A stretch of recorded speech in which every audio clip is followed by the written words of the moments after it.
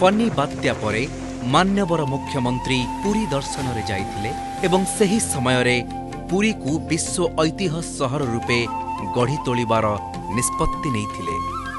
एइठु आरंभ होइथिला श्रीमंदिर परिक्रमा प्रकल्पर परिकल्पना। हिंदू मानंकर चारोटी भव्य धाम मध्यरु अन्यतम पवित्र श्री जगन्नाथ धाम। हिंदू धर्म रे मंदिर परिक्रमार एक गुरुत्वपूर्ण महत्व रहिछि। शह शह वर्ष धरी मंदिर चारिपाखे सहर और दोकान बजार मंदिर आड़कू बढ़ी आसी दर्शन रे बाधा सृष्टि करुथिला। तीर्थयात्रींक पई मध्य अनेक समस्या उपुजुथिला।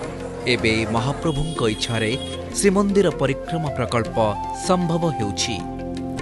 75 मीटर पर्यंत ट्राफिक को स्थानांतरित करा जाइछि।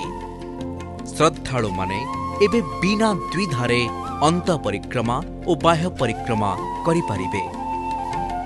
प्राकृतिक परिवेश और सुंदर बगीचा सह तीर्थयात्रींक पई विभिन्न प्रकारर सुविधा उपलब्ध रहिछि। वर्तमान श्रद्धालु माने शांतिपूर्ण दर्शन और परिक्रमार पुण्य लाभ करि पारिबे। एही प्रकल्प तीर्थयात्रींक सुरक्षा एवं मंदिरर निरापत्ता को सुनिश्चित करिबारे मध्य सहायक हेबो। आसंता पौष मास शुक्ल पक्ष सप्तमी तिथि जानुआरी 17, 2024 रे श्रीमंदिर परिक्रमा प्रकल्पर लोकार्पण हेबो। जय जगन्नाथ।